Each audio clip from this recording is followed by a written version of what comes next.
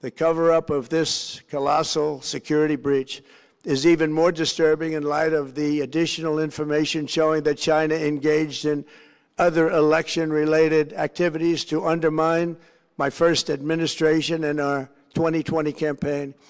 They did not want, and they just didn't want it. They fought like hell not to have it, Donald Trump, to win, and for good reason.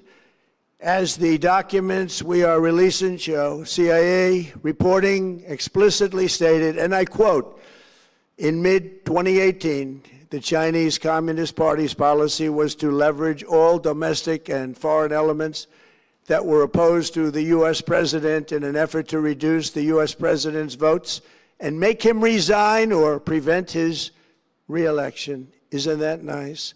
Also, in mid-2018, China was working to influence the results of the U.S. midterm elections and later the results of the 2020 presidential election itself. Separately, in mid-2019, the Chinese government's strategy against the United States was focused on undermining domestic confidence in the U.S. president. They wanted to just make you sound like your president wasn't so hot, when actually your president has done a great job, and they did everything possible to do exactly that. Going on, this document says, and this is by the CIA, the strategy included efforts to use Chinese contacts with big U.S. companies to influence U.S. business leaders to turn against the President of the United States of America. The Chinese government sought to identify U.S. journalists who had reported negatively on the U.S. president and pay them large sums of money to write more negative articles about him, as many as they could, and they didn't care what they said. The Chinese government wanted U.S. president to lose the next election, and the reason they wanted me to lose is because they knew I was wise to them, charged them billions and billions of dollars worth of tariffs, and built the strongest military anywhere in the world. We have the strongest military anywhere in the world. These are exact quotes from the CIA reporting. The name of the person doing the quote is now under review, but it gets even worse. Raw intelligence obtained by the FBI in 2020, yet buried by rogue bureaucrats, stated that China's activities even included an attempt to manufacture illegal ballots for Joe Biden. Documents show that during this period, dozens of significant CIA and NSA reports about China's election targeting were kept out of the presidential briefing.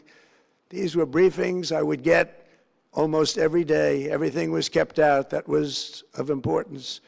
One email among intelligence analysts admitted that they had, quote, deliberately massaged the presidential daily briefing to withhold information regarding Chinese activities related to the election.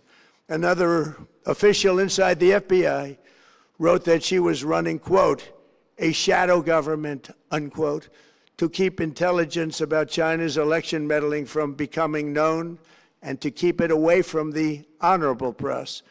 Other officials who witnessed such efforts perceived the motivations to be blatantly political.